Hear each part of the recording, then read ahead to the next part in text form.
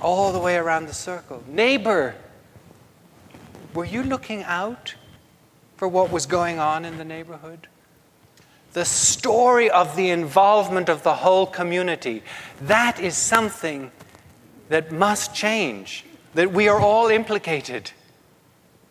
When we see the crime, is it abstracted again from us? Well, that's over there, and we're the good people. How do we create these environments?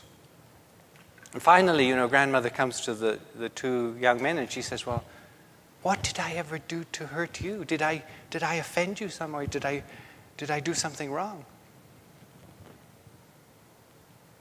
By this point, these kind of tough kids are pushing back a tear or two.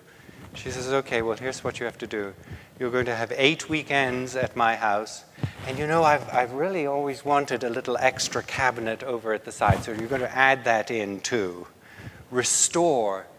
So here we are in Boise, and some of you may know that there's Sustainable Futures that works with women on a prison release program, and that some of the benefits from this conference are coming to help them. Barbara Marks Hubbard and I met with the women yesterday. Wow! If you want to have a spiritual experience, see what the future is like when a prison system would start to incorporate what is being done through this. How to learn basic communication skills, self-love, respect, integrity, to be seen as a whole person. Several of the women said yesterday, the biggest difference is being seen and recognized and appreciated as a full human being, not as something that is potentially going to explode, that you have to control, that you have to keep back. Imagine with me, not as an abstraction, but as a reality. The transformation of education, of healthcare, of prison systems, the return to community, to sustainable community. If you've got investments in agribusiness, I suggest you change them because they're running out of topsoil. They're running out of ways to pollute the earth. They're getting less return. You've heard of the slow food movement. Now your investment of the future is in the slow money investment process. Slow money. Slow it down. Invest in that farmer's market. Invest in that community enterprise. Invest in the values of your communal endeavors. You will see the return because it's aligned with the reality that's trying to emerge. We talk about these times as glocal. You heard that expression, glocal. We're going glocal. Global and local. We must return to the resacralization of the local community. How often do you feed from the fire of vision and imagination? I ask you. It's a central question for sacred activists. Let that imaginative reality descend and live it, embody it, incarnate it. So we've talked about the cosmic sensorium, about the witness, about the vision and imagination. The next arena is dialogue. As one theologian recently put it, for this planet it is dialogue or death. How often do you listen with your whole being to the whole being of the other person? I'll give you 20 seconds to meditate on that. How often do you listen with your whole being to the whole being of the other? I mean, science is getting good. If we can bring science into this level of the party as opposed to some sort of, game for pharmaceutical weapons industries and so on, we really have something that's cooking. Because science will tell you, when you start listening,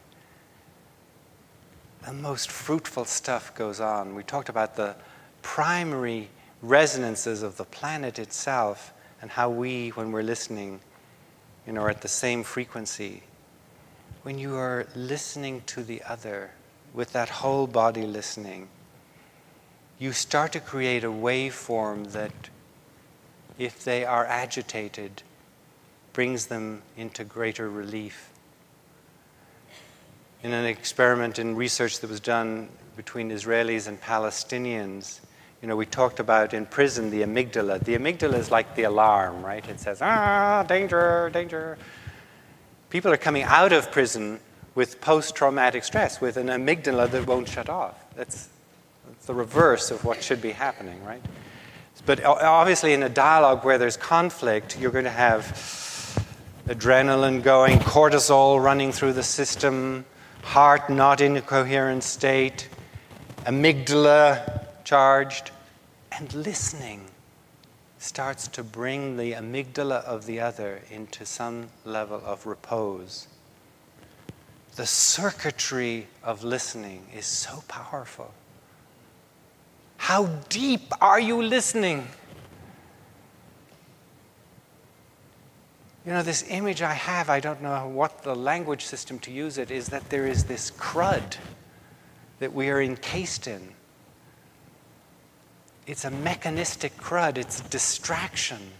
It's the matrix. We're inside a reality that is not a real reality. The basis of the matrix was, the inspiration was a French philosopher, Baudrillard, who said, in modern times we live in a simulacrum.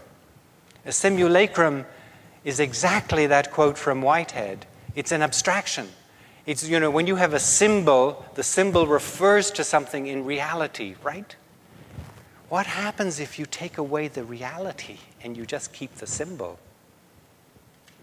Woo, frightening, right? You're living in a world in which there are all these symbols, but the reality has been stolen. Health, go buy it. You see? How do we wake up from that level of distraction and crud? We attune ourselves to those forces and vibrations of evolution, moving, and we know, we heard it in Andrew and in Sequoia, you're going to hear it beautifully, exquisitely from Barbara. Evolution is about her business. This is not an end story where all is gone. This is a birth, this is a becoming. Attune to this movement, and you will begin to experience that imaginative engagement with the possibilities of our own becoming, with that miraculous breakthrough, that awakening in time, that washing off of that mechanistic sludge that is all around us, that pharmacopoeia. Do you see on the TV that little butterfly that comes for you? Come with me, Lunesta, it will help you sleep well. I make millions and billions of dollars off of you. All you have to do is buy some more tranquilizing drugs.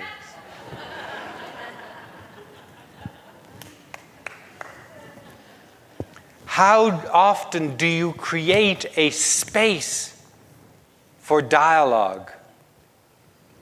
I have to ask myself this again and again, because we live in this sort of ping pong. We create one sense of reality, of engagement with the other, and then we otherize the other, right? We create it over there. And you have to keep going back. Keep going back over there to the place where you otherize. Ask yourself, who am I in dialogue with? How am I engaging the other? Is there another? I am you. You are me. They are history.